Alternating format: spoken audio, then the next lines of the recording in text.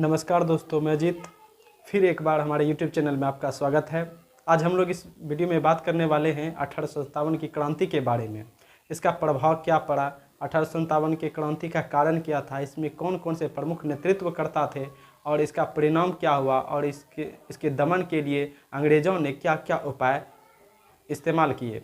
तो हम बात करते हैं 1857 की क्रांति के बारे में। अगर इस वीडियो में आप नए हैं तो हमारे YouTube चैनल को सब्सक्राइब कर दें, लाइक कर दें, बेल आइकन को दबा दें ताकि इस तरह के हर वीडियो का नोटिफिकेशन आपको मिले। चलिए स्टार्ट करते हैं वीडियो।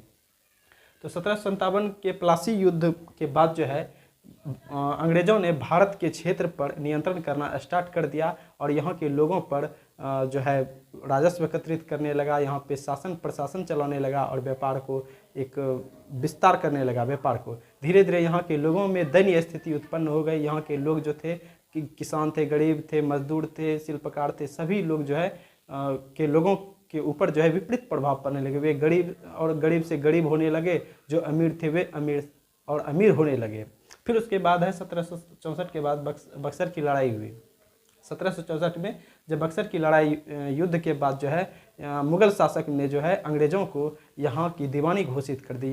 यानी कि अंग्रेज लोग जो है अब भारत पर सिर्फ व्यापार नहीं, यहाँ के लोगों पर शासन कर सकते हैं, राजस्व एकत्रित कर सकते हैं और अपने अनुसार जो है व्यापार को विस्तार कर सकते हैं, जिसके कारण जो है यहाँ के लोगों पर विपरीत प्रभाव पड़ने लगे। बहुत लोग प्रभावित होने लगे, बहुत से लोग गरीब होके भूखे मरने लगे, वे रोजगार के लिए तरसने लगे, जिसके कारण जो है यहाँ के लोगों में अंग्रेज़ों के विरुद्ध जो है एक रोष उत्पन्न हुआ, गुस्सा उत्पन्न हुआ। ये अंग्रेजी शासन से असंतुष्ट होने लगे।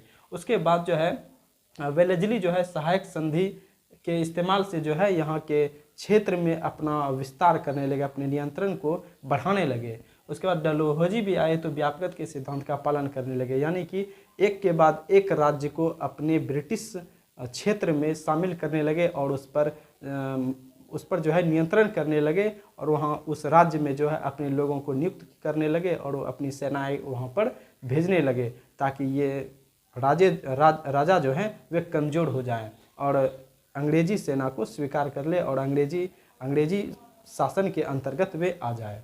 फिर उसके बाद ये दोनों के सिद्धांत के द्वारा जो जिस राजा का राज्य छीना जाने लगा वे भी अंग्रेज़ों से अंतुष्ट हो गए। ये लोग जो है एक ऐसे अवसर के तलाश में थे जिससे कि अंग्रेज़ों से लड़ सके, उसके द्वारा छीने गए जो राज्य थे उसको फिर वापस ले सके। ये इसी के अवसर के तलाश में थे। लेकिन उसी समय जो है भारत में जो है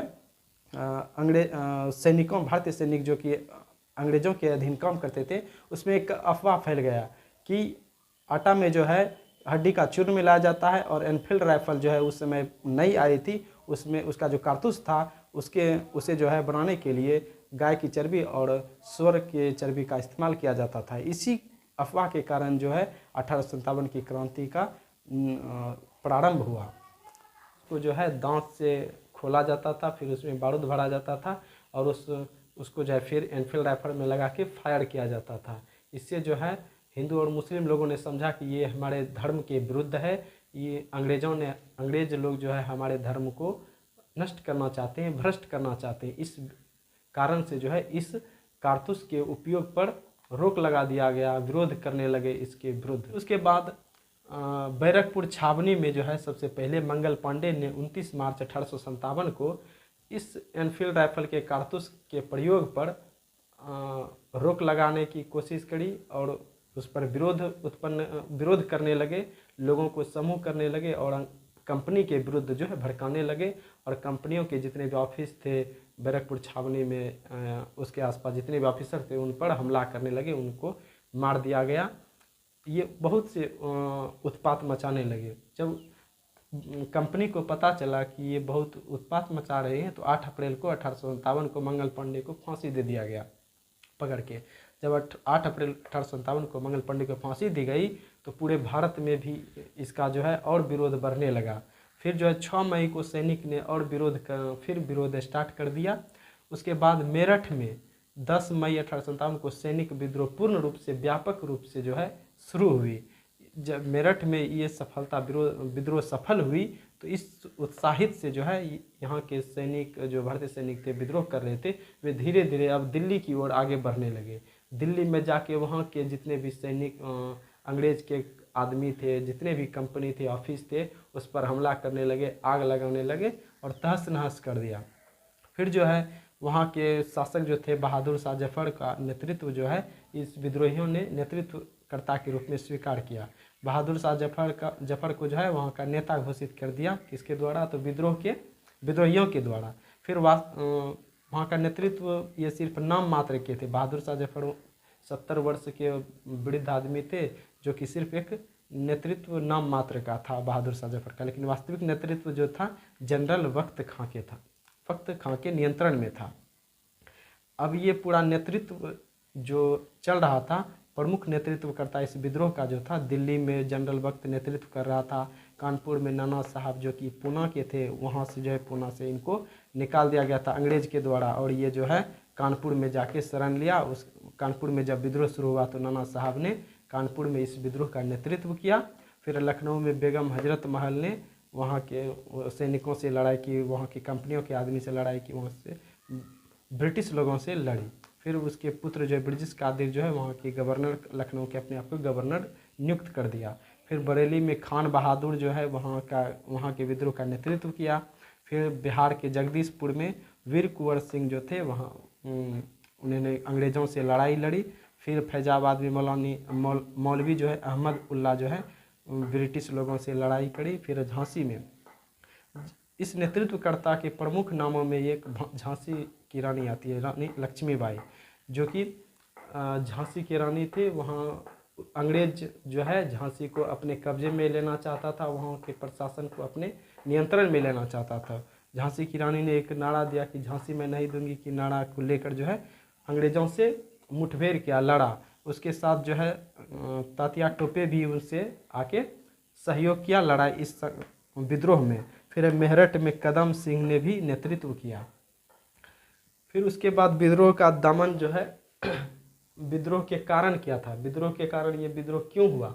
तो राजनीतिक कारण था। राजनीतिक कारण ये था कि ये वेलेस्ली जो सहायक संधि और डलहौजी व्यापकता का सिद्धांत के अनुसार जो एक के बाद एक राज्य को अपने कब्जे में लेता था, वहाँ के शासन को अपने नियंत्रण में लेता था, ये राजनीतिक कारण हो सकता है। फिर है सामाजिक कारण में, यहाँ के लोगों को जो है अंग्रेज आदमी अपने से नीच समझता था, अपने से नीचे समझता था और भेदभाव किया जाता था, इसलिए सामाजिक कारण के कारण जो है विद्रोह को बल मिला। फिर है आर्थिक कारण। आर्थिक कारण, यहाँ के लोगों की दयनीय स्थिति उत्पन्न हो गई थी। यहाँ के लोग जो गरीब थे और गरीब हो गए थे, भूखे मर रहे थे। नील की खेती जो है ये अंग्रेज जो है ज़बरदस्ती करवाते थे, जिससे और गरीबी बढ़ गई थी। फिर है सैनिक कारण। सैनिक को जो है अंग्रेज सैनिक और भारतीय सैनिकों में अंतर करते थे। अंग्रेज हमेशा जो है भारतीय सैनिक को कमज़ोर समझते थे, नीचा समझते थे, उसे अच्छे पोस्ट पर नहीं दिया जाता था भारतीय लोगों को सैनिक में। फिर है प्रशासनिक कारण। यहाँ के प्रशासनिक कारण अंग्रेज़ों का जो भिन्न भिन्न था।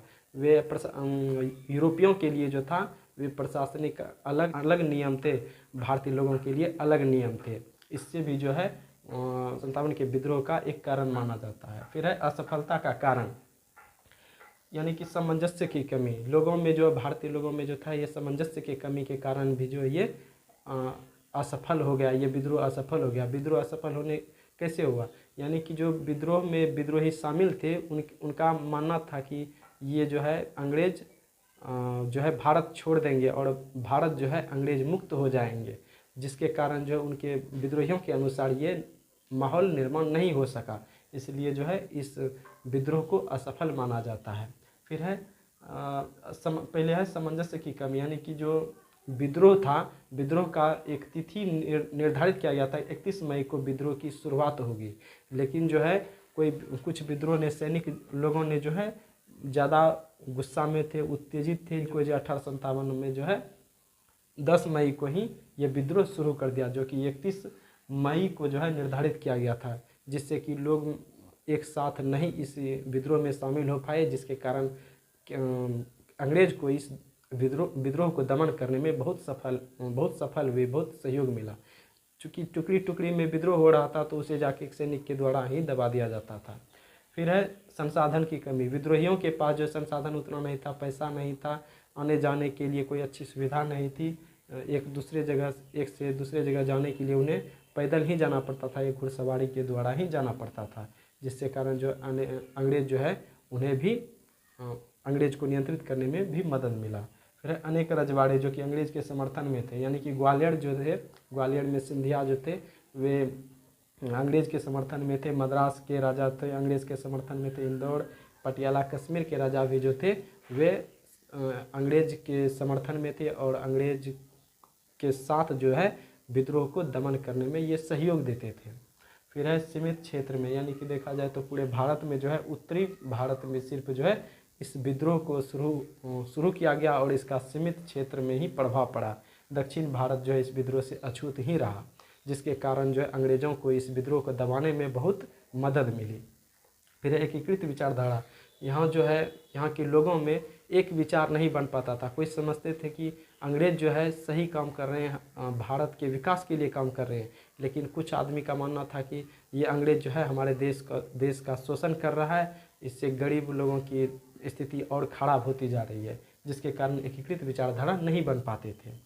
फिर 1857 के विद्रोह का प्रभाव क्या हुआ, यानी कि जो है 1857 के विद्रोह का प्रभाव जो है 1857 के परिणाम में कंपनी शासन समाप्त हो गया। इस विद्रोह के कारण जो है कंपनी जो शासन करती थी भारत पे, वो शासन समाप्त हो गया। अब सीधे जो है क्राउन के नियंत्रण में यह शासन चली गई। अब वहाँ की महारानी जो है सीधे भारत पर शासन करने लगी। उसके बाद जातिवाद में वृद्धि, यानी कि फूट डालो राज करो, हिंदू मुस्लिम में लड़ाना शुरू कर दिया ये अंग्रेज़ों ने। फिर वायसराय की नियुक्ति हो गई। अब पहले जो गवर्नर जनरल की नियुक्त किया जाता था, अब उसके जगह पर वायसराय की नियुक्ति होने लगी।